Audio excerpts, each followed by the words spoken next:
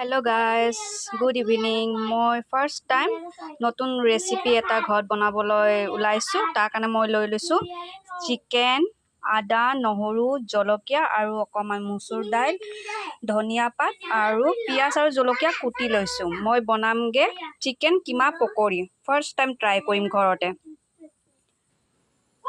চিকেনখিনি মিক্সাৰত লৈ ল'ম।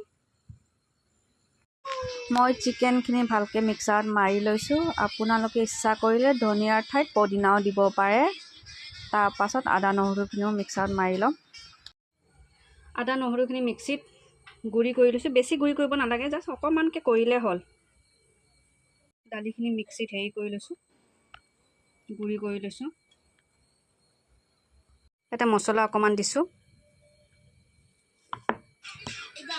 হালধিখিনি মই সানি ল'ম। আপোনালোকে ইয়াতে ইচ্ছা কৰিলে বেচনো দিব পাৰে।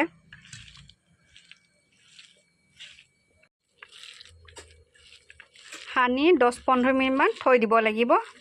আপোনালোকে ইচ্ছা কৰিলে ইয়াতে জলকীয়া গুড়িও দিব পাৰে। মই নাই দিয়া, কাৰণ মই জলকীয়া গুড়িটো বেয়া পাওঁ, পেটটো বেয়া হয়। সেইকাৰণে মই কেঁচা জলকীয়াই দিছোঁ।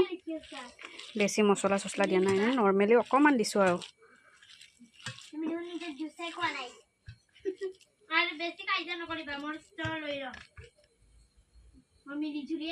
গোটেইখিনি মই লাড়ু কৰি লৈছোঁ।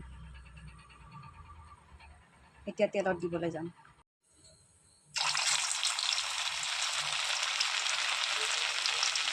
পকৰি বনাবলৈ ৰিফাইন তেল লাগে, কিন্তু ৰিফাইন তেল নাছিলে, মই মিঠাতেল ইউজ কৰিছোঁ।